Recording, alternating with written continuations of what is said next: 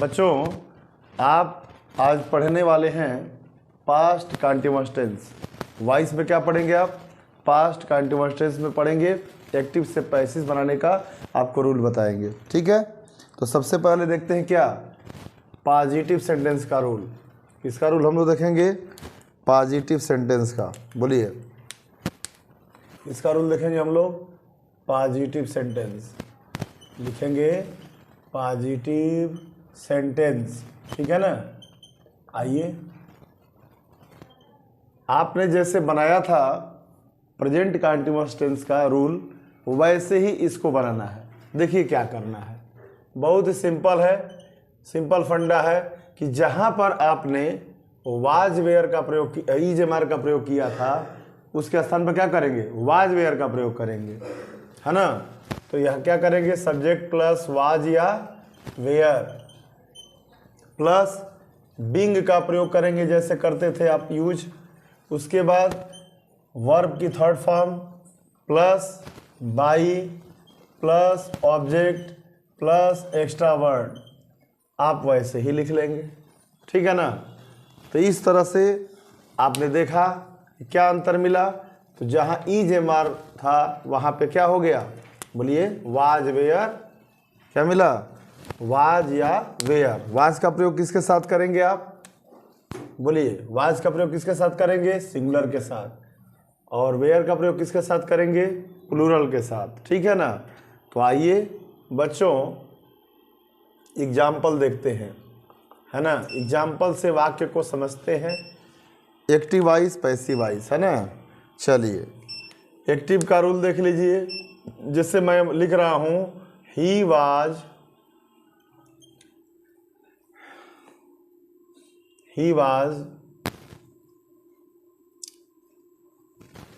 Supporting me.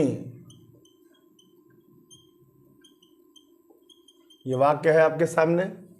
अब बनाइए आप। तो वाज है ना, अब ये मी आएगा यहाँ पे, तो क्या हो जाएगा? आई। तो आई के साथ क्या होता है? वाज का प्रयोग होता है, आई वाज। उसके बाद रूल के अनुसार बिंग का प्रयोग करेंगे, बिंग। उसके बाद वर्ब की थर्ड फॉर्म। ये जो रूल है ना, देख रहे हैं ना, फार्मूला, इसके हिसाब से सपोर्टेड हो गया। उसके बाद आप क्या करेंगे? बाई का यूज करेंगे। अब बाई के बाद ही का क्या हो जाएगा? हिम हो जाएगा। देख रहे हैं आप, आसान है ना। तो ये है आपका एक्टिव में, और ये है आपका पैसिव में। ये एक्टिव हो गया बच्चों, ये पैसिव हो गया। इसी तरह और एग्जाम्पल देखते हैं। इसका निगेटिव बनाएंगे तो ठीक वैसे ही नॉट या नेवर लगा लीजिएगा, नॉट या नेवर का यूज करिएगा। तो पॉजिटिव है। अब निगेटिव यहाँ हेडिंग देकर क्या करेंगे? नॉट या नेवर लिख लीजिएगा और निगेटिव सेंटेंस का रूल हो जाएगा। तो आप बताइए, इसके बाद अब बना लेंगे ना। जैसे ये इसी एक और वाक्य मैं दे रहा हूँ, we were not wasting our time. देख रहे हैं आप। अब बनाइए इसको, तो क्या हो जाएगा? आवर टाइम, टाइम क्या है? सिंगुलर है तो वाज हो जाएगा। आवर टाइम वाज नॉट, यहाँ लगेगा नॉट वाज वेयर के बाद, प्लस इसके बाद क्या होगा? इसका थर्ड फॉर्म, वर्ब का थर्ड फॉर्म वेस्टेड हो जाएगा। उसके बाद बाई का प्रयोग करेंगे, और वी का क्या होता है? अस। वी का क्या होता है बच्चों? अस होता है, ठीक है। तो इस तरह से आपने क्या बना लिया? निगेटिव। तो एक्टिव वॉइस हो गया, ये पैसिव वॉइस हो गया। अब इसी तरह एक और एग्जांपल ले लीजिए। इंट्रोगेटिव बनाते हैं तो क्या करते हैं बताइए? इंट्रोगेटिव आप यही ना, ये पहले लिख लेते हैं, वाज वेयर पहले आ जाएगा यहाँ सब्जेक्ट से पहले। तो क्या बचेगा? अब बताइए, इसको ढक लेंगे तो क्या बचेगा? सब्जेक्ट प्लस, अगर निगेटिव आता है तो नॉट लिख ले या नेवर लिख लगा लेंगे सब्जेक्ट के बाद। लेकिन अभी इसको हटा लिए तो ये प्लस ये जो बचा लिख लेंगे, रूल लिख लेंगे। अब एग्जाम्पल देख लीजिए ताकि आपको बढ़िया समझ में आ जाए। लीजिए एग्जाम्पल देखिए। जैसे मान लीजिए वाक्य आ गया, was Ram serving his father. क्या राम अपने पिता की सेवा कर रहा था? हाँ, देखिएगा, ये वाक्य है कि was Ram serving his father, ठीक है ना।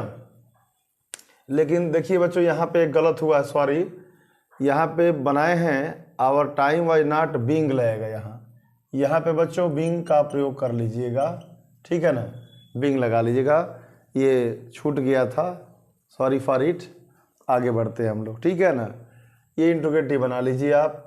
तो इंट्रोगेटिव बनाएंगे तो वाज का प्रयोग तो राम के अनुसार हुआ है। अब जो यहाँ पे ऑब्जेक्ट है क्या बनेगा, सब्जेक्ट के रूप में कन्वर्ट हो जाएगा।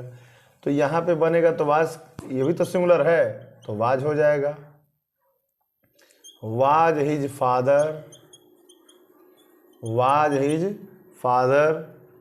उसके बाद बीइंग का प्रयोग, नेगेटिव नहीं ना, तो नहीं, तो बीइंग लिखिए। उसके बाद वर्ब की थर्ड फॉर्म, तो सर्व का सर्व्ड हो जाएगा। क्या होगा बच्चों, सर्व्ड हो जाएगा।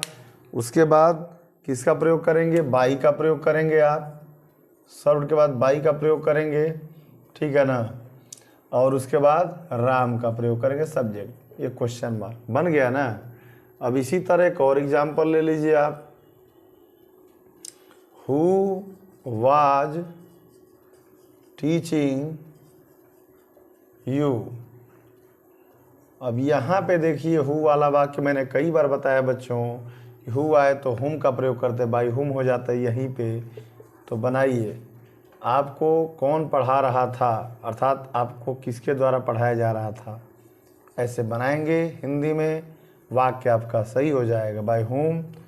और उसके बाद यू के अनुसार क्या होगा, यहाँ वेयर का प्रयोग करेंगे बच्चों, है ना। और वर्ब की थर्ड फॉर्म, तो टीच का क्या हो जाएगा, टाट हो जाएगा। और यहाँ बींग छूट रहा है बच्चों, सब्जेक्ट के बाद यहाँ बींग रहेगा, ठीक है ना, यहाँ बींग बींग। उसके बाद टाट का प्रयोग कर लीजिए, ठीक है। इस तरह से आपको मैंने क्या बताया, पॉजिटिव, निगेटिव और इंट्रोगेटिव तीनों का मैंने एग्जाम्पल सहित, रूल सहित पूरा बता दिया। अब आपको मैंने जैसा कि बताया था बच्चों कि 4 टेंस की पैसिव वॉइस नहीं बनती है, तो उसमें से एक और आएगा future continuous tense. Future continuous tense की पैसिव वॉइस नहीं बन सकती, ठीक है। तो इसलिए ध्यान दें, मैंने जैसा बताया था वैसे ही आपको यहाँ समझाया था कि प्रेजेंट कंटीन्यूअस, पास्ट कंटीन्यूअस। तो प्रेजेंट कंटीन्यूअस कल बताए थे पिछले पार्ट में। इस पार्ट में मैंने आपको 5 पार्ट में क्या बताया, पास्ट कंटीन्यूअस टेंस का रूल, और किसका नहीं बनेगा, फ्यूचर कंटीन्यूअस टेंस का रूल नहीं होगा, पैसिव वॉइस नहीं बनती। आप पढ़े हैं, आपने पहले पढ़ा था, तो ये ध्यान दीजिएगा। और उसके बाद अब क्या बचा, past perfect tense, present perfect tense, future perfect tense. तो अब कल वाले एपिसोड में क्या पढ़ेंगे, प्रेजेंट परफेक्ट टेंस, ठीक है ना।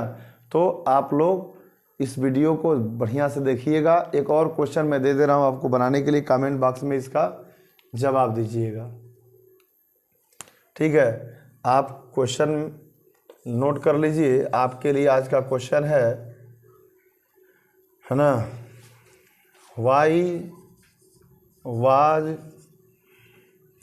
ही बीटिंग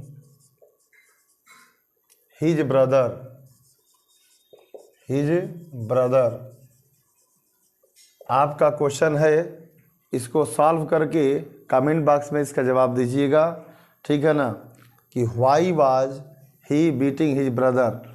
इतना आप लिखकर, समझकर, वीडियो को देखकर और जवाब इस क्वेश्चन का दीजिएगा। वीडियो को पूरा देखिएगा और चैनल अच्छा लगे तो लाइक शेयर सब्सक्राइब करिएगा। Thank you.